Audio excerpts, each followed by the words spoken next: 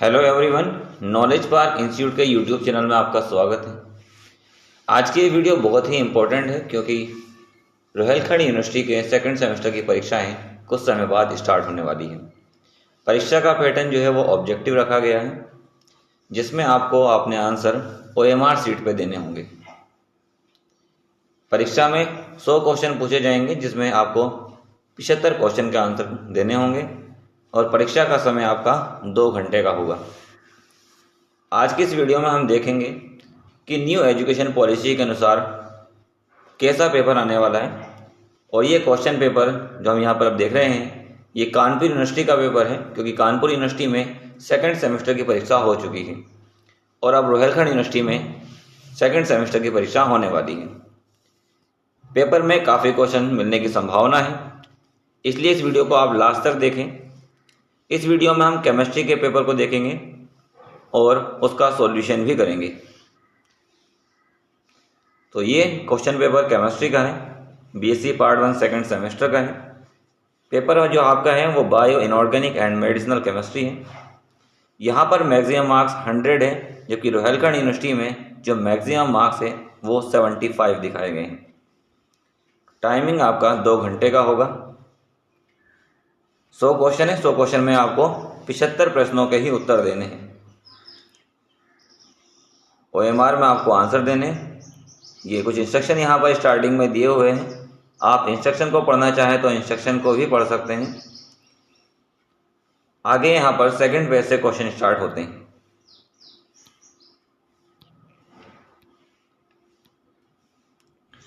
शुरुआत करते हैं पहले क्वेश्चन से। पहले क्वेश्चन में कहा है the ratio of carbon and hydrogen in carbohydrates are. Mean carbohydrates में कार्बन और हाइड्रोजन का अनुपात है। कार्बोहाइड्रेट्स में कार्बन और हाइड्रोजन का अनुपात होता है 1:2। मीन हमारा ए ऑप्शन यहाँ पर सही हो जाएगा। इसके बाद क्वेश्चन नंबर 2 की तरफ देखें तो क्वेश्चन नंबर 2 में कहा है which does not reduce Fehling solution. Fehling विलयन से अपचयित नहीं होता है। कौन सा ऐसा विलयन होगा जो कि फेहलिंग विलयन से अपचयित नहीं होगा? तो फेहलिंग विलयन से अपचयित नहीं होता है सुक्रोज। सुक्रोज को फेहलिंग विलयन से अपचयित नहीं किया जा सकता। ये नॉन रिड्यूसिंग शुगर है। बी ऑप्शन हमारा यहाँ पर सही हो जाता है। इसके बाद क्वेश्चन 3 की तरफ देखते हैं। क्वेश्चन 3 में कहा है the formula of cellulose is. Cellulose का सूत्र है। सेल्यूलोज का सूत्र स्टार्च के जैसा ही होता है। मीन यहाँ पर सी ऑप्शन हमारा C6H10O5N ये सेल्यूलोज का सूत्र हो जाता है। सी ऑप्शन हमारा करेक्ट हो जाएगा। इसके बाद क्वेश्चन नंबर 4 की तरफ देखें तो क्वेश्चन नंबर 4 में कहा है the colour of cellulose is. Cellulose का रंग होता है। तो सेल्यूलोज होता है वो रंगहीन होता है। मीन कलरलेस हो जाएगा। डी ऑप्शन हमारा यहाँ पर सही होता है। सेल्यूलोज का कोई रंग नहीं होता, ये कलरलेस होता है। इसके बाद अगले क्वेश्चन की तरफ देखें तो क्वेश्चन नंबर 5 यहाँ पर दिया है। क्वेश्चन नंबर 5 में कहा है formula of raffinose is. Mean raffinose का सूत्र होता है। तो रेफिनोज का सूत्र होता है C18H32O16। मीन बी ऑप्शन हमारा यहाँ पर सही हो जाएगा। रेफिनोज का फॉर्मूला है C18H32O16। ये रेफिनोज का सूत्र होता है। इसके बाद अगले क्वेश्चन की तरफ देखते हैं तो क्वेश्चन नंबर 6 यहाँ पर आ जाता है। क्वेश्चन नंबर 6 में कहा है विच इज डाइसैकेराइड। निम्न में डाइसैकेराइड है। तो डाइसैकेराइड होता है हमारा लैक्टोज। डाइसैकेराइड लैक्टोज है। बी ऑप्शन हमारा यहाँ पर सही हो जाता है। ग्लूकोज ये मोनोसैकेराइड है। फ्रक्टोज ये भी मोनोसैकेराइड है। स्टार्च पॉलीसैकेराइड होता है। तो लैक्टोज जो है हमारा वो डाइसैकेराइड हो जाता है। मीन बी ऑप्शन हमारा यहाँ पर करेक्ट हो जाएगा। इसके बाद अगले क्वेश्चन की तरफ देखें क्वेश्चन नंबर 7 में तो क्वेश्चन नंबर 7 में कहा है which one is present in the milk.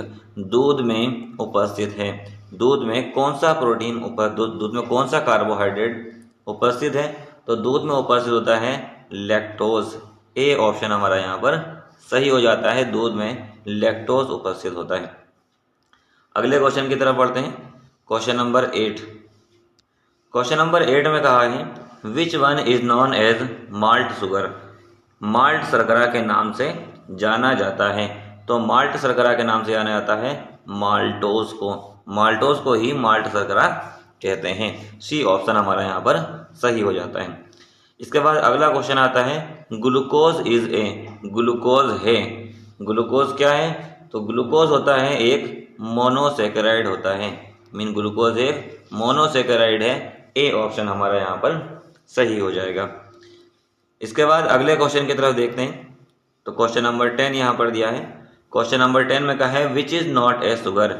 इनमें से कौन सा शुगर नहीं है? मीन शर्करा नहीं है। तो शर्करा जो है वो स्टार्च शर्करा नहीं होता है। बी ऑप्शन हमारा यहाँ पर सही हो जाएगा। स्टार्च को शर्करा नहीं कहा जाता। इसके बाद अगले क्वेश्चन की तरफ देखते हैं। तो क्वेश्चन नंबर 11 यहाँ पर है।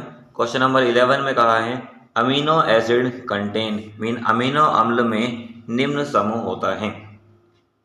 तो अमीनो अम्ल में NH2 समूह भी होता है और कार्बोक्सिलिक COOH समूह भी उपस्थित होता है। बी ऑप्शन हमारा यहाँ पर सही हो जाएगा। NH2 समूह भी होता है और COOH समूह भी उपस्थित होता है। इसके बाद क्वेश्चन नंबर 12 देखते हैं। क्वेश्चन नंबर 12 में कहा है amino acid are produce by the hydrolysis of. Mean amino अम्ल किसके जल अपघटन से प्राप्त होते हैं? तो अमीनो अम्ल जो प्राप्त होते हैं वो प्रोटीन के जल अपघटन से प्राप्त होते हैं। डी ऑप्शन हमारा यहाँ पर सही हो जाएगा। अमीनो अम्ल प्रोटीन के जल अपघटन से प्राप्त होते हैं। इसके बाद अगले क्वेश्चन की तरफ बढ़ते हैं। तो अगला क्वेश्चन आता है क्वेश्चन नंबर 13। और क्वेश्चन नंबर 13 में कहा है amino acid are building block of. Amino अम्ल मिलकर बनाते हैं। मीन अमीनो अम्ल से क्या बनता है? तो अमीनो अम्ल से बनता है प्रोटीन। अभी हमने पढ़ा था प्रोटीन के जल अपघटन से अमीनो अम्ल बनते हैं। तो जब अमीनो अम्ल आपस में मिल जाएंगे तो अमीनो अम्ल के आपस में मिलने से प्रोटीन का निर्माण होगा। सी ऑप्शन हमारा यहाँ पर सही हो जाएगा। इसके बाद अगला क्वेश्चन देखते हैं। अगला क्वेश्चन 14 है। 14 में कहा है निम्न the number of amino acid which form protein in nature are. Mean protein प्रकृति में प्रोटीन बनाने वाले अमीनो अम्ल की संख्या है। जो प्रोटीन बनाने वाले एमिनो अम्ल हैं वो कितने प्रकार के होते हैं? तो 20 प्रकार के एमिनो अम्ल हैं जो कि प्रोटीन का निर्माण करते हैं। मीन 14 का डी ऑप्शन हमारा यहाँ पर करेक्ट हो जाता है। इसके बाद अगले क्वेश्चन की तरफ देखते हैं। क्वेश्चन नंबर 15 आता है। क्वेश्चन नंबर 15 में कहा है which of the following is a peptide linkage. इनमें से कौन सा एक पेप्टाइड आबंध है? तो पेप्टाइड आबंध होता है CONH। मीन बी ऑप्शन हमारा यहाँ सही हो जाएगा। पेप्टाइड बंध होता है CONH। इसके बाद अगले क्वेश्चन की तरफ देखिए। क्वेश्चन नंबर 16 आता है। क्वेश्चन नंबर 16 में कहा है isoelectric point is pH at which. Mean सम विभव बिंदु वह pH है जिस पर जिविटर आयन पर कोई चार्ज नहीं होता। मीन 16 का डी ऑप्शन सही हो जाएगा। जहाँ पर जिविटर आयन पर कोई चार्ज नहीं होता उसको आप सम विभव बिंदु कह सकते हैं। इसके बाद क्वेश्चन नंबर 17 देखते हैं। तो क्वेश्चन नंबर 17 में कहा है the protein which transport oxygen in the blood stream is. Mean रक्त में ऑक्सीजन संचरित करने वाली प्रोटीन है। रक्त में कौन सी ऐसी प्रोटीन है जो कि ऑक्सीजन का संचरण करती है? तो रक्त में हीमोग्लोबिन पाया जाता है जो कि ऑक्सीजन के संचरण का कार्य करता है। तो ए ऑप्शन हमारा यहाँ पर करेक्ट हो जाएगा। क्वेश्चन नंबर 18 देखते हैं। क्वेश्चन नंबर 18 में कहा है which amino acid is present in wheat. Mean गेहूं में कौन सा एमिनो अम्ल उपस्थित होता है? तो गेहूं में उपस्थित होता है ग्लाइसिन। ग्लाइसिन गेहूं में उपस्थित एमिनो अम्ल होता है। अतः बी ऑप्शन हमारा यहाँ पर सही हो जाएगा। इसके बाद अगले क्वेश्चन की तरफ देखते हैं। क्वेश्चन नंबर 19 आता है। क्वेश्चन नंबर 19 में कहा है protein can be use. Mean protein का उपयोग किया जा सकता है। प्रोटीन का उपयोग क्या रखता है? भोजन के रूप में, एंजाइम के रूप में, टेक्सटाइल के रूप में, ऑल ऑफ द अबव में इन सभी रूप में किया जा रखता है। इसलिए हमारा डी ऑप्शन सही हो जाता है। प्रोटीन को आप सभी चीज़ों में मीन भोजन के रूप में, एंजाइम के रूप में और कपड़ों में कर सकते हैं। इसके बाद क्वेश्चन नंबर 20 देखते हैं। तो क्वेश्चन नंबर 20 में कहा है ग्लोबुलर प्रोटीन इज मीन गोलाकार प्रोटीन है। तो गोलाकार प्रोटीन होती है इंसुलिन। बी ऑप्शन हमारा यहाँ पर से आता है। इंसुलिन एक गोलाकार प्रोटीन होती है। इसके बाद अगले क्वेश्चन की तरफ देखते हैं। Question number 21। क्वेश्चन नंबर 21 में कहा है glucose reduce Tollen reagent to form. Glucose Tollen अभिकर्मक को अपचयित करके बनाता है। मीन टोलन ग्लूकोज टोलन अभिकर्मक से अपचयित होकर देता है। तो जब भी ग्लूकोज की टोलन अभिकर्मक से अभिक्रिया कराते हैं तो सिल्वर मिरर बनता है, मीन रजत दर्पण का निर्माण होता है। ए ऑप्शन यहाँ पर हमारा सही हो जाता है। इसके बाद अगला क्वेश्चन देखते हैं 22। क्वेश्चन नंबर 22 में कहा है glucose content OH group is. Glucose में OH समूह उपस्थित हैं। मीन ग्लूकोज में कितने OH समूह उपस्थित होते हैं। तो ग्लूकोज में 5 OH समूह उपस्थित होते हैं। एक एल्डिहाइड समूह होता है, मीन सी ऑप्शन हमारा यहाँ पर करेक्ट हो जाएगा। ग्लूकोज में 5 तो OH होते हैं और एक CHO मीन एल्डिहाइड समूह भी उपस्थित होता है। इसके बाद क्वेश्चन नंबर 23 देखते हैं। तो क्वेश्चन नंबर 23 में कहा है formula of carbohydrates are. Carbohydrates का सूत्र है। तो कार्बोहाइड्रेट का सूत्र होता है CxH2OY। CxH2OY ये हमारा ए ऑप्शन यहाँ पर करेक्ट हो जाता है। इसके बाद क्वेश्चन नंबर 24 देखते हैं। तो क्वेश्चन नंबर 24 में यहाँ पर कहा है which one of the following is the sweetest sugar. निम्नलिखित में से कौन सी मीठी शर्करा है। मीन मीठी शर्करा बतानी है। तो यहाँ पर सबसे स्वीटेस्ट लिखा हुआ है। स्वीटेस्ट का मतलब होता है सबसे मीठी शर्करा। जैसे सुक्रोज होती है वो भी मीठी होती है, लेकिन स्वीटेस्ट मतलब कि सबसे मीठी पूछा गया है। तो सबसे मीठी जो शर्करा होती है वो होती है फ्रक्टोज। मीन हमारा डी ऑप्शन यहाँ पर सही हो जाता है। सबसे मीठी शर्करा जो होती है वो फ्रक्टोज होती है। इसके बाद क्वेश्चन नंबर 25 की तरफ देखते हैं। तो क्वेश्चन नंबर 25 में कहा है the taste of monosaccharide is. Mean monosaccharide का स्वाद होता है। तो मोनोसेकेराइड जितने भी होते हैं सभी का स्वाद मीठा होता है, मीन स्वीट होता है, जिसके कारण हमारा बी ऑप्शन यहाँ पर सही हो जाएगा। इसके बाद अगले क्वेश्चन की तरफ बढ़ते हैं। अगले क्वेश्चन की तरफ बढ़ते हैं। तो क्वेश्चन नंबर 26 यहाँ पर दिया हुआ है। क्वेश्चन नंबर 26 में कहा है the nature of monosaccharide is. Mean monosaccharide की प्रकृति होती है। तो मोनोसेकेराइड जो होते हैं वो उदासीन प्रकृति के होते हैं, मीन न्यूट्रल होते हैं। सी ऑप्शन हमारा यहाँ पर सही हो जाता है। इसके बाद क्वेश्चन नंबर 27 की तरफ देखें। तो 27 में कहा है डीएनए इज। डीएनए है। तो डीएनए होता है deoxyribo nucleic acid. Mean deoxyribo nucleic अम्ल होता है डीएनए। बी ऑप्शन हमारा यहाँ पर सही हो जाता है। इसके बाद अगले क्वेश्चन की तरफ बढ़ते हैं। अगला क्वेश्चन है क्वेश्चन नंबर 28। और क्वेश्चन नंबर 28 में यहाँ पर कहा है the double helical structure of DNA was given by. Mean DNA की जो डबल हेलिकल संरचना है वो किसने दी थी। तो डीएनए की जो डबल हेलिकल संरचना है वो वाटसन और क्रिक ने दी थी। मीन ए ऑप्शन हमारा यहाँ पर सही हो जाएगा। डीएनए की डबल हेलिकल संरचना वाटसन और क्रिक ने दी थी। इसके बाद अगले क्वेश्चन की तरफ बढ़ते हैं। अगला क्वेश्चन आता है क्वेश्चन नंबर 29। तो क्वेश्चन नंबर 29 में कहा है which of the following is not a type of RNA. निम्न में से कौन सा आरएनए का प्रकार नहीं है, मीन आरएनए नहीं है। तो यहाँ पर नन ऑफ द अबव, यहाँ पर जो हमारे टीआरएनए ये भी आरएनए होता है, एमआरएनए ये भी आरएनए होता है, आरआरएनए ये भी एक आरएनए होता है। तो यहाँ पर none of the above mean कोई भी नहीं, ये ऑप्शन यहाँ पर सही हो जाएगा।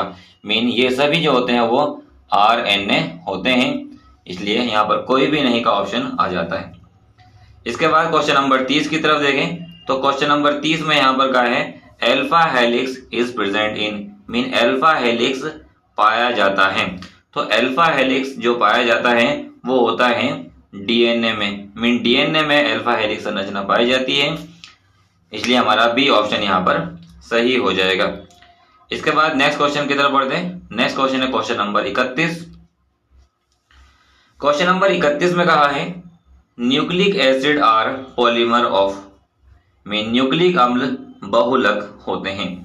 तो न्यूक्लिक अम्ल जो बहुलक होते हैं वो होते हैं न्यूक्लियोटाइड के, मीन बी ऑप्शन हमारा यहाँ पर सही हो जाता है। न्यूक्लिक अम्ल जो होते हैं वो न्यूक्लियोटाइड के बहुलक होते हैं। इसके बाद अगले क्वेश्चन की तरफ देखें तो क्वेश्चन नंबर 32 में कहा है इन न्यूक्लियोसाइड, मीन न्यूक्लियोसाइड में होते हैं। न्यूक्लियोसाइड में क्या क्या चीजें उपस्थित होती है, तो न्यूक्लियोसाइड में होता है सुगर प्लस बेस, मीन शर्करा और क्षार उपस्थित होता है न्यूक्लियोसाइड में। अगर इसमें फास्फेट और जोड़ दिया जाए तो न्यूक्लियोटाइड बन जाता है। मीन जो पहला ऑप्शन दिया हुआ है ये न्यूक्लियोटाइड का है, लेकिन यहाँ पर क्वेश्चन में न्यूक्लियोसाइड पूछा गया था, तो न्यूक्लियोसाइड के लिए हमारा बी ऑप्शन यहाँ पर सही हो जाता है। अगले क्वेश्चन की तरफ बढ़ते हैं। अगला क्वेश्चन है क्वेश्चन नंबर 33 और 33 में कहा है the base is found in nucleic acid are. Nucleic acid में, न्यूक्लिक अम्ल में उपस्थित क्षार हैं। में न्यूक्लिक अम्ल में कौन से क्षार उपस्थित होते हैं, तो एडिनिन भी पाया जाता है, साइटोसिन भी होता है, यूरेसिल भी होता है। इसलिए यहाँ पे all of the above mean सभी का ऑप्शन सही हो जाएगा। न्यूक्लिक अम्ल में ये सभी क्षार पाए जाते हैं। अगले क्वेश्चन की तरफ बढ़ते हैं। अगला क्वेश्चन है यहाँ पर क्वेश्चन नंबर 34। तो क्वेश्चन नंबर 34 में कहा है which is not present in RNA. निम्न में से कौन आरएनए में उपस्थित नहीं होता, तो आरएनए में थायमीन उपस्थित नहीं होता है, इसलिए हमारा बी ऑप्शन यहाँ पर सही हो जाएगा। आरएनए में थायमीन की जगह पर यूरेसिल उपस्थित होता है। थायमीन डीएनए में पाया जाता है। इसके बाद अगला क्वेश्चन देखते हैं क्वेश्चन नंबर 35। क्वेश्चन नंबर 35 में कहा double helical structure of DNA is stabilized by, mean जो डीएनए की डबल हेलिकल संरचना है उसमें किस प्रकार के बंध पाए जाते हैं, तो डीएनए की डबल हेलिकल संरचना है उसमें हाइड्रोजन बंध पाए जाते हैं। जो नाइट्रोजन होते हैं वे एक दूसरे से हाइड्रोजन बंध द्वारा जुड़े होते हैं। हमारा ए ऑप्शन यहाँ पर सही हो जाता है। इसके बाद अगले क्वेश्चन की तरफ देखें तो अगला क्वेश्चन आता है क्वेश्चन नंबर 36। क्वेश्चन नंबर 36 में कहा है purine base is present in RNA is, mean RNA में उपस्थित प्यूरिन क्षार होता है। तो आरएनए में जो प्यूरिन क्षार उपस्थित होता है वो होता है ग्वानिन। आरएनए में ग्वानिन प्यूरिन क्षार उपस्थित होता है, मीन ए ऑप्शन हमारा यहाँ पर सही हो जाता है। इसके बाद अगले क्वेश्चन की तरफ बढ़ते हैं। तो क्वेश्चन नंबर 37 यहाँ पे दिया हुआ है aspirin is also known as, mean aspirin को जानते हैं। मीन एस्प्रिन का दूसरा नाम यहाँ पर पूछा गया है, तो एस्प्रिन का दूसरा नाम होता है एसिटिल सैलिसिलिक एसिड। एस्प्रिन का दूसरा नाम है एसिटिल सैलिसिलिक एसिड, मीन हमारा ए ऑप्शन यहाँ पर सही हो जाता है। इसके बाद अगले क्वेश्चन की तरफ देखते हैं। अगला क्वेश्चन आता है क्वेश्चन नंबर 38। क्वेश्चन नंबर 38 में कहा है it was discovered as local anaesthetic in 1884, mean 1884 में एनेस्थीसिया के रूप में खोया गया था। मीन एनेस्थेटिक मीन जो नींद लाने वाली औषधियां हैं उसके रूप में 1884 में किस चीज की खोज की गई थी, तो नींद एनेस्थेटिक के फॉर्म में कोकेन की खोज की गई थी, कोकीन की खोज हुई थी। डी ऑप्शन हमारा यहाँ पर सही हो जाता है। इसके बाद अगले क्वेश्चन की तरफ बढ़ते हैं। अगला क्वेश्चन है क्वेश्चन नंबर 39। 39 में कहा है paracetamol is used in, mean paracetamol प्रयुक्त होता है। पैरासीटामोल का उपयोग किया जाता है फीवर में। ए ऑप्शन हमारा यहाँ पर सही हो जाएगा। पैरासीटामोल का उपयोग फीवर में किया जाता है। इसके बाद क्वेश्चन नंबर 40 देखते हैं। तो क्वेश्चन नंबर 40 में कहा है the pain reliever is, mean निम्न में पीड़ाहारी है। पीड़ाहारी जो कि दर्द में उपयोग की जाती है उस मेडिसिन के बारे में बताना है। तो पीड़ाहारी के तौर पे जो उपयोग की जाती है वो है acetyl salicylic acid. Mean acetic salicylic acid जो होता है जिसको आप एस्प्रिन भी कह सकते हैं, ये पीड़ाहारी के रूप में मीन पेन रिलीवर के रूप में उपयोग की जा सकती है। सी ऑप्शन हमारा यहाँ पर सही हो जाता है। इसके बाद आगे बढ़ते हैं क्वेश्चन नंबर 41 की तरफ। क्वेश्चन नंबर 41 में कहा है the coordination number of Cl minus in NaCl Na plus Cl minus is, mean Na plus Cl minus के क्रिस्टल में Cl आयनों की उपसेय संयोजन संख्या है। तो Cl आयनों की जो उपसेय संयोजन संख्या होती है वो 6 होती है, मीन हमारा डी ऑप्शन यहाँ पर करेक्ट हो जाता है। इसके बाद क्वेश्चन नंबर 42 की तरफ बढ़ते हैं।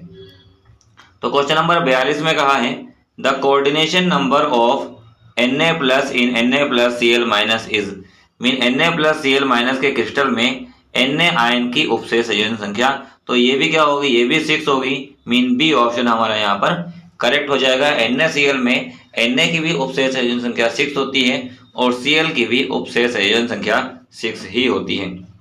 इसके बाद क्वेश्चन नंबर 43 की तरफ देखते हैं। तो क्वेश्चन नंबर 43 में यहाँ पर कहा है Bragg equation for the crystal structure determination is, mean crystal संरचना के लिए ब्रेक समीकरण है। तो पहला दिया है लेमडा बराबर साइन थीटा, दूसरा दिया है लेमडा बराबर 2 साइन थीटा, तीसरा दिया है लेमडा बराबर 2 साइन 2 थीटा और चौथा ऑप्शन यहाँ पर दिया हुआ है 1/2 साइन थीटा। यहाँ पर चारों ही ऑप्शन गलत दिए हुए हैं, तो हम जो बी वाला ऑप्शन हम इसको लगा सकते हैं। लेमडा बराबर जो फॉर्मूला होता है वो होता है हमारे पास 2d साइन थीटा। तो 2d साइन थीटा हमारे पास फॉर्मूला होता है, लेमडा बराबर 2d साइन थीटा, ये ब्रेक समीकरण होती है। तो आप 2d साइन थीटा अगर ऑप्शन आपको दिया हुआ होगा तो आप वो ऑप्शन लगा सकते हैं। इसके बाद अगले क्वेश्चन की तरफ बढ़े। तो क्वेश्चन नंबर 44 यहाँ पे दिया, क्वेश्चन नंबर 44 है एक क्रिस्टलाइन सब्सटेंस इज, मीन क्रिस्टलीय पदार्थ है। निम्नलिखित में जो क्रिस्टलीय पदार्थ है वो है सोडियम क्लोराइड। NaCl क्रिस्टल होता है, तो हमारा बी ऑप्शन यहाँ पर करेक्ट हो जाएगा। इसके बाद अगले क्वेश्चन की तरफ बढ़ते हैं। तो अगला क्वेश्चन आता है क्वेश्चन नंबर 45 और क्वेश्चन नंबर 45 में कहा है अमोर्फस सॉलिड इज, मीन एक क्रिस्टलीय ठोस है। तो एक क्रिस्टलीय ठोस होता है यहाँ पर रबर, रबर एक क्रिस्टलीय ठोस होता है जो कि क्रिस्टल नहीं है। डी ऑप्शन हमारा यहाँ पर सही हो जाता है। इसके बाद क्वेश्चन नंबर 46 की तरफ देखते हैं। तो क्वेश्चन नंबर 46 में कहा है amorphous solid is considered as, mean क्रिस्टलीय ठोसों को माना जाता है। वास्तविक ठोस नहीं कहते हैं, वास्तविक ठोस कहा जाता है क्रिस्टलीय ठोसों को। वास्तविक द्रव भी नहीं आप इसे नहीं कह सकते हैं, शुद्ध गैस भी नहीं कह सकते और आप इसे द्रव भी नहीं कह सकते।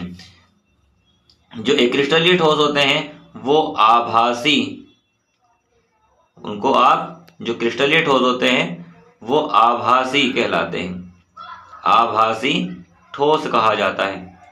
आभासी ठोस क्रिस्टल को, एक क्रिस्टलीय ठोसों को कहा जाता है, या फिर अतिशीतित द्रव आप उसे कह सकते हैं। अतिशीतित द्रव भी कह सकते हैं और आभासी ठोस भी कह सकते हैं। इसमें चारों ही ऑप्शन यहाँ पर गलत दिए हुए हैं।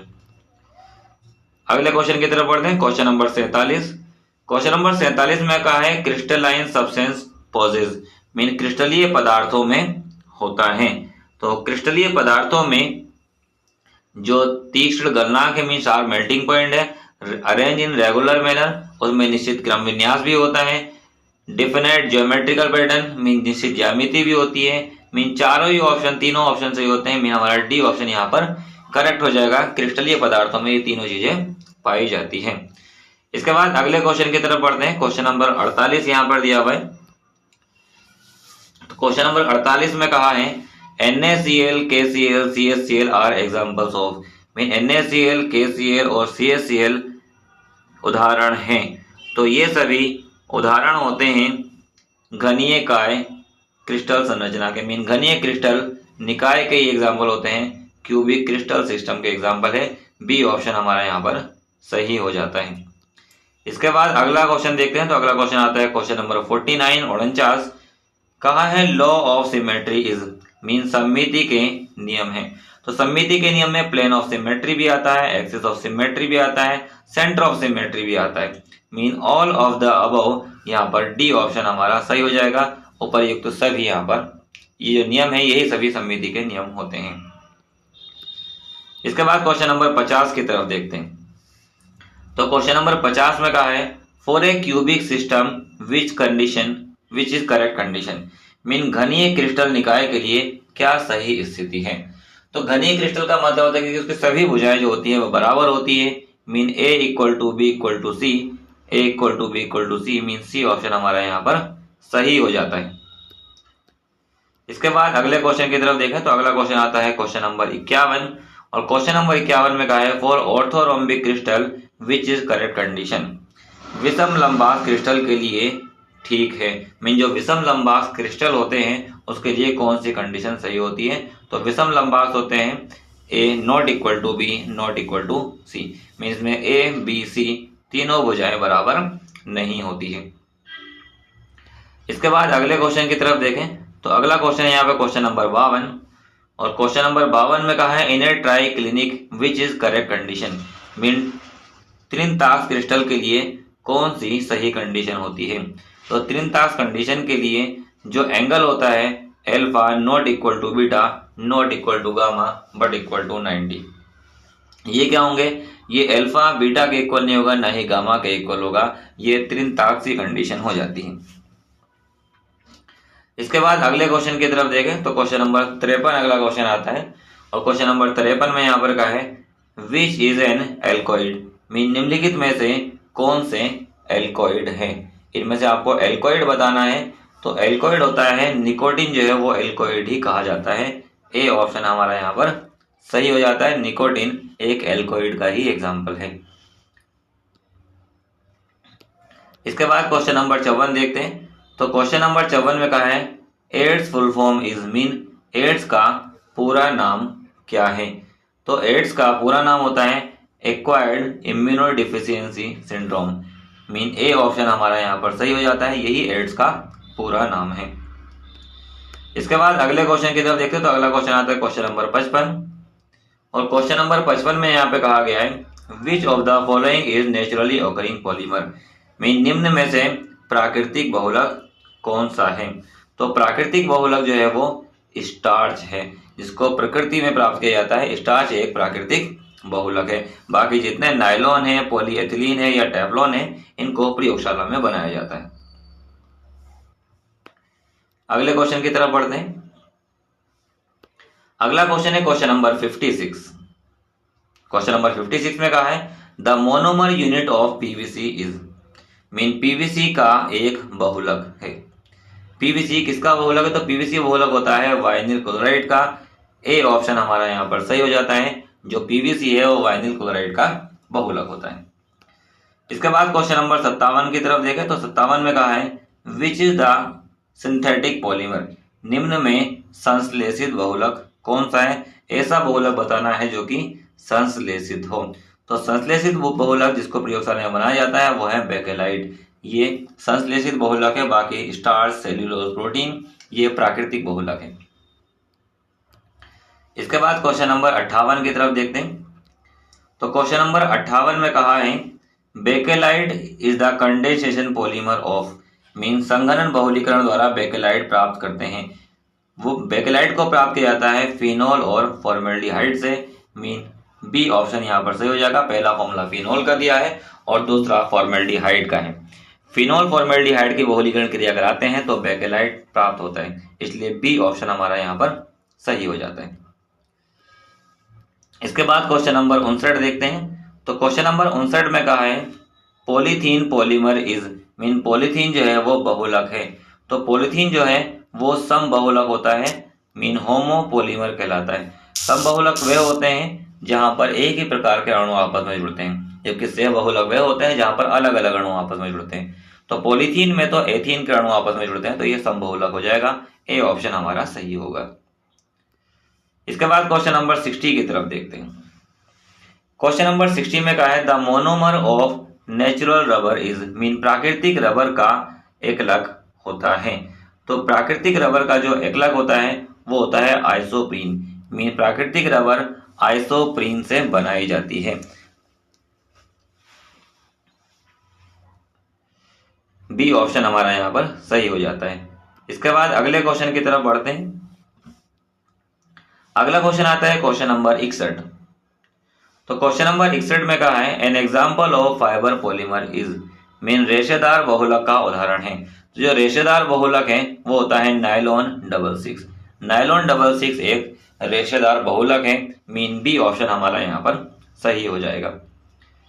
इसके बाद क्वेश्चन नंबर 62 की तरफ देखते हैं। तो क्वेश्चन नंबर 62 में कहा है silicon are polymer of, mean silicon बहुलक है। सिलिकॉन में क्या क्या चीज उपस्थित होते हैं, कौन कौन से तत्व उपस्थित होते हैं, वो यहाँ पर पूछा गया है। तो सिलिकॉन में होता है सिलिकॉन, कार्बन और ऑक्सीजन, मीन बी ऑप्शन हमारा यहाँ पर सही हो जाएगा। सिलिकॉन, कार्बन और ऑक्सीजन सिलिकॉन के बहुलक में उपस्थित होते हैं। इसके बाद क्वेश्चन नंबर 63 की तरफ देखते हैं। तो क्वेश्चन नंबर 63 में यहाँ पर कहा है hydrogen bonding occurs in polymer, में निम्न बहुलक में हाइड्रोजन बंध पाया जाता है। तो हाइड्रोजन बंध जो पाया जाता है वो नाइलॉन 66 में ही पाया जाता है। नाइलॉन 66 में हाइड्रोजन बंध पाया जाता है। बी ऑप्शन इसलिए हमारे यहाँ पर करेक्ट हो जाएगा। इसके बाद क्वेश्चन नंबर 64 देखते हैं।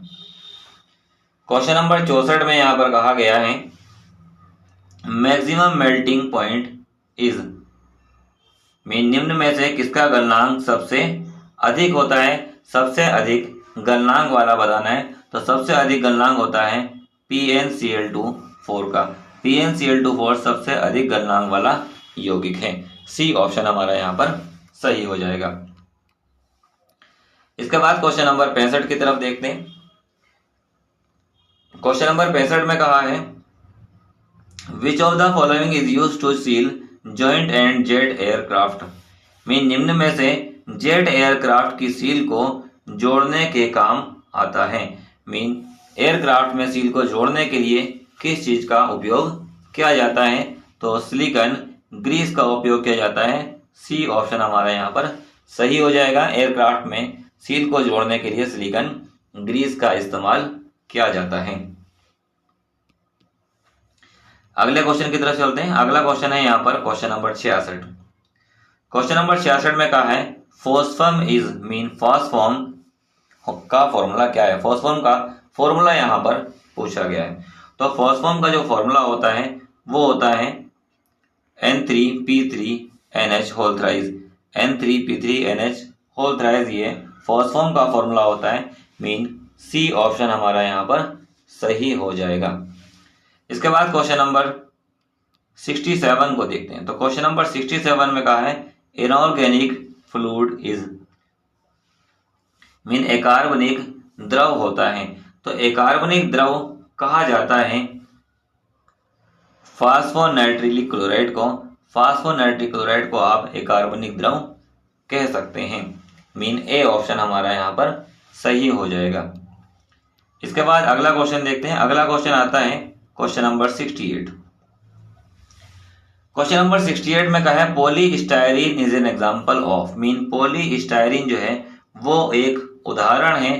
तो ये पॉलीस्टायरीन उदाहरण होता है थर्मोप्लास्टिक पॉलीमर का। थर्मोप्लास्टिक बहुलक का एग्जांपल है। सी ऑप्शन हमारा यहाँ पर सही हो जाता है। इसके बाद अगले क्वेश्चन की तरफ देखते हैं। तो अगला क्वेश्चन आता है क्वेश्चन नंबर 69। क्वेश्चन नंबर 69 अगला क्वेश्चन है। कहा है starch is an example of, mean starch जो है वो उदाहरण है। तो स्टार्च जो होता है वो एक उदाहरण है ब्रांच चेन पॉलीमर का, मीन शाखी श्रृंखला बहुलक का ये उदाहरण होता है। बी ऑप्शन हमारा यहाँ पर सही हो जाएगा। स्टार्च एक शाखी श्रृंखला वाला बहुलक है। क्वेश्चन नंबर 70 देखते हैं। Question number 70। तो क्वेश्चन नंबर 70 में यहाँ पे कहा है which of the following polymer contain nitrogen, कौन से बहुलक में नाइट्रोजन उपस्थित होती है। मीन यहाँ पे पूछा गया है कौन से बहुलक में नाइट्रोजन उपस्थित है। तो नाइट्रोजन उपस्थित होती है नाइलॉन में। नाइट्रोजन नाइलॉन में उपस्थित होती है। सी ऑप्शन हमारा यहाँ पर करेक्ट हो जाता है। अगले क्वेश्चन की तरफ बढ़ते हैं। अगला क्वेश्चन यहाँ पे दिया question number 71। Question number 71। Question number 71 में कहा है nature of phosphonitrilic chloride is, mean phosphonitrilic chloride जो होता है उसकी प्रकृति यहाँ पर बतानी है कि उसकी प्रकृति क्या होती है। फास्फोनाइट्रिक एसिड जो होता है वो बेसिक मतलब के क्षारीय प्रकृति का होता है। ए ऑप्शन हमारा यहाँ पर सही हो जाता है। इसके बाद क्वेश्चन नंबर 72 देखते हैं। तो क्वेश्चन नंबर 72 में कहा है silicones are used in, mean silicone का उपयोग किया जाता है। तो सिलिकॉन का उपयोग कंप्यूटर की चिप्स बनाने में भी किया जाता है, ट्रांजिस्टर सोलर पैनल बनाने में भी किया जाता है, वाटर प्रूफ क्लॉथ और पेपर बनाने में किया जाता है। मीन ऊपर के सभी ऑप्शन सही है, मीन डी ऑप्शन हमारा यहाँ पर सही हो जाएगा, सभी में इसका उपयोग किया जाता है। इसके बाद क्वेश्चन नंबर 73 की तरफ देखते हैं। क्वेश्चन नंबर 73 में कहा है polyvinylidene chloride is used in. Mean polyvinylidene chloride का उपयोग होता है कपड़े में, रबर ट्यूब बनाने में, और सी ऑप्शन दिया है both A and B. Mean दोनों ही जगहों पर इसका उपयोग किया जाता है। मीन सी ऑप्शन हमारा यहाँ पर सही हो जाएगा। कपड़े भी बनाए जाते हैं और इसकी रबर ट्यूब भी बनाई जाती है। इसके बाद अगले क्वेश्चन की तरफ देखते हैं। अगला क्वेश्चन है क्वेश्चन नंबर 74, और 74 में कहा है the example of polyester are. Mean polyester का प्रमुख उदाहरण है। तो पॉलीएस्टर जो है वो टेरिलीन होता है। मीन ए ऑप्शन हमारा यहाँ पर सही हो जाएगा, पॉलीएस्टर का उदाहरण टेरिलीन होता है। इसके बाद अगले क्वेश्चन की तरफ बढ़ते हैं। अगला क्वेश्चन है क्वेश्चन नंबर 75। क्वेश्चन नंबर 75 में कहा है डेक्रोन इज। मीन डेक्रोन क्या है? तो डेक्रोन भी एक पॉलीएस्टर ही होता है। मीन ए ऑप्शन हमारा यहाँ पर फिर से सही हो जाएगा, डेक्रोन एक पॉलीएस्टर ही है। अगले क्वेश्चन को देखते हैं। अगला क्वेश्चन है क्वेश्चन नंबर 76। 76 में कहा है एग्जाम्पल ऑफ कंडेंसेशन और step growth polymer is. Mean संघनन या पद वृद्धि बहुलक का उदाहरण है। तो डेक्रोन, नायलॉन 66, बेकेलाइट, ये सभी क्या है? कंडेंसेशन पॉलीमराइजेशन के एग्जाम्पल है। मीन डी ऑप्शन हमारा यहाँ पर सही हो जाएगा। इसके बाद अगले क्वेश्चन की तरफ देखते हैं। अगला क्वेश्चन आता है क्वेश्चन नंबर 77। 77 में कहा है which of the following is not an example of addition. निम्न में से योगात्मक बहुलक का उदाहरण नहीं है। तो योगात्मक बहुलक का जो उदाहरण है वो टेरिलीन यहाँ पर नहीं होता है। मीन सी ऑप्शन हमारा यहाँ पर सही हो जाएगा। ये एक संघनन बहुलक होता है, जबकि पॉलीस्टाइरीन और पॉलीएथिलीन ये क्या है? योगात्मक बहुलक होते हैं। तो सी ऑप्शन यहाँ पर हमारा योगात्मक बहुलक नहीं है। क्वेश्चन नंबर 78 की तरफ देखते हैं। तो क्वेश्चन नंबर 78 में कहा है which of the following fibre are made of polyamide. निम्न में से कौन सा फाइबर पॉलीएमाइड का बना हुआ है?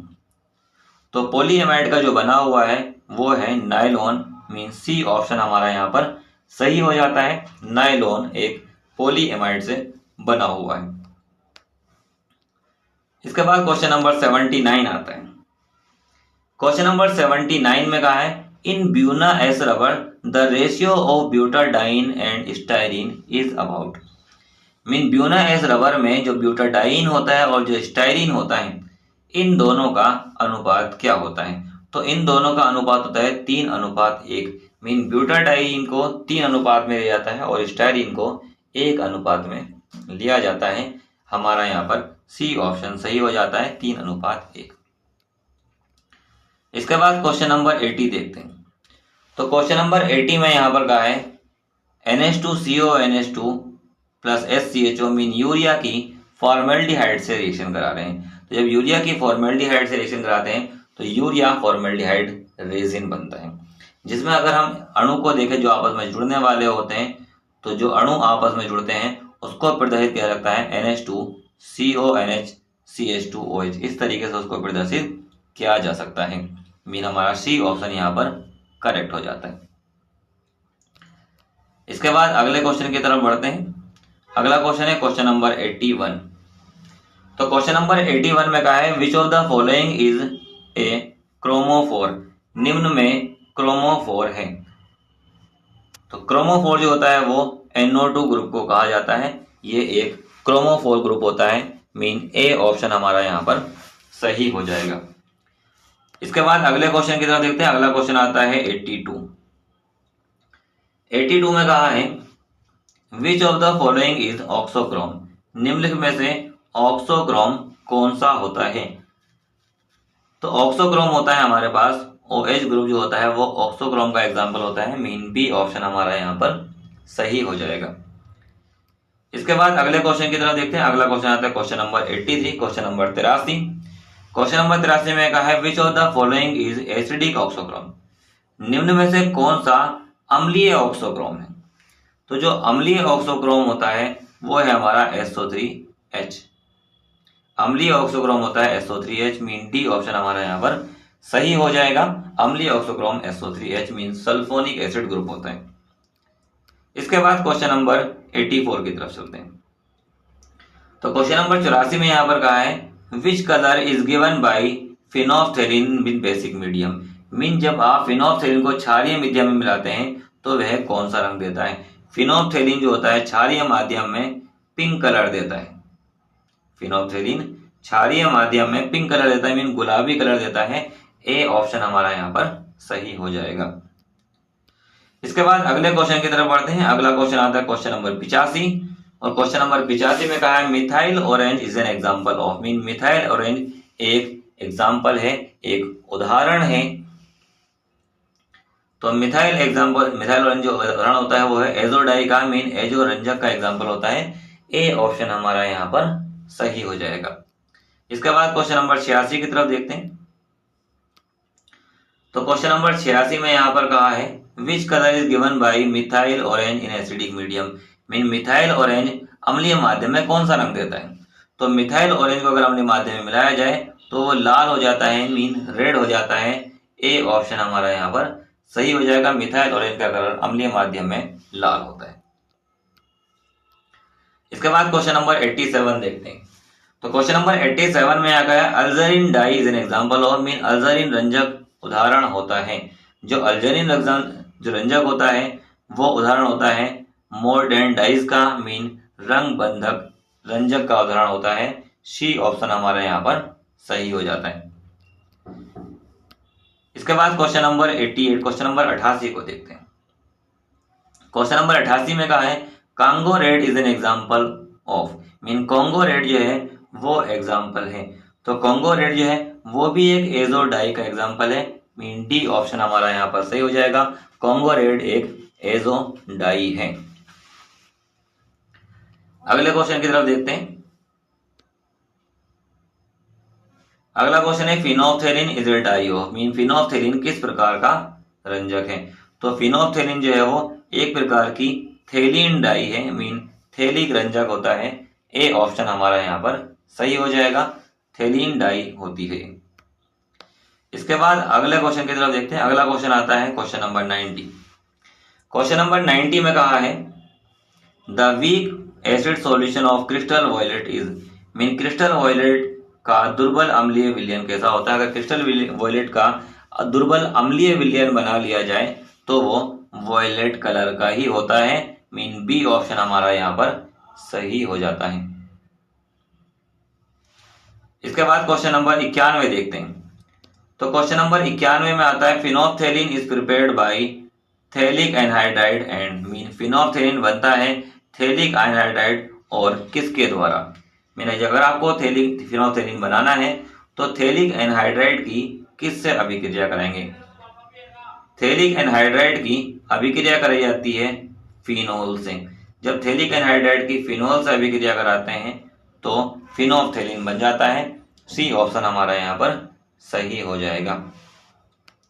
अगले क्वेश्चन की तरफ देखते हैं। अगला क्वेश्चन आता है क्वेश्चन नंबर 92, और क्वेश्चन नंबर 92 में कहा है indigo is related to, mean indigo जो है वो संबंधित है। तो इंडिगो जो होती है एक वेट डाइज होती है, मीन वेट रंजक होता है। डी ऑप्शन यहाँ पर सही हो जाएगा। अगले क्वेश्चन की तरफ बढ़ते हैं। Question number 93। क्वेश्चन नंबर 93 में कहा है which of the following fibre are made of polyamide, निम्नलिखित में से कौन सा फाइबर पॉलीएमाइड का बना होता है। तो पॉलीएमाइड से बने हुए फाइबर को यहाँ पर बताना है। पॉलीएमाइड से बना हुआ फाइबर नायलॉन होता है, मीन सी ऑप्शन हमारा यहाँ पर सही हो जाएगा। इसके बाद क्वेश्चन नंबर 94 को देखते हैं। तो क्वेश्चन नंबर 94 में यहाँ पर कहा है nylon 6 is use in, mean nylon 6 का प्रयोग किया जाता है। जो नायलॉन 6 होता है, नायलॉन 6 का उपयोग सिंथेटिक फाइबर मीन संश्लेषित तंतुओं को बनाने में किया जाता है। बी ऑप्शन हमारा यहाँ पर करेक्ट ऑप्शन हो जाएगा। इसके बाद अगले क्वेश्चन की तरफ बढ़ते हैं। अगला क्वेश्चन है क्वेश्चन नंबर 95। और क्वेश्चन नंबर 95 में यहाँ पर कहा है the glucose and fructose is different due to. जो ग्लूकोज और फ्रक्टोज है ये में इनमें अंतर स्पष्ट करता है। मैं इन दोनों में क्या अंतर है? तो इन दोनों में क्या है, इन दोनों में ग्रुप अलग अलग होते हैं। एक ग्लूकोज में एल्डिहाइड समूह होता है जबकि फ्रक्टोज में कीटोन समूह होता है। तो ए ऑप्शन यहाँ पर करेक्ट हो जाएगा। इसके बाद क्वेश्चन नंबर 96 देखें। तो क्वेश्चन नंबर 96 में यहाँ पर कहा है melting point of glucose is mean glucose का गलनांक होता है। तो ग्लूकोज का जो गलनांक होता है वो होता है 146 degree Celsius mean 146 degree Celsius. B option हमारा यहाँ पर करेक्ट हो जाएगा। इसके बाद क्वेश्चन नंबर 97 देखते हैं। क्वेश्चन नंबर 97 में कहा है the main source of starch is. Starch का मुख्य स्रोत है। तो स्टार्च का मुख्य स्रोत होता है राइस मीन चावल स्टार्च का मुख्य स्रोत है। सी ऑप्शन हमारा यहाँ पर सही हो जाएगा। इसके बाद अगले क्वेश्चन की तरफ बढ़ते हैं। अगला क्वेश्चन 98 है। तो क्वेश्चन 98 में कहा है aldose is related to mean aldose किससे संबंधित है? तो एल्डोज होता है मोनोसेकेराइड से संबंधित मीन ए ऑप्शन यहाँ पर सही हो जाता है। एल्डोज कीटोज दोनों ही मोनोसेकेराइड से संबंधित होते हैं।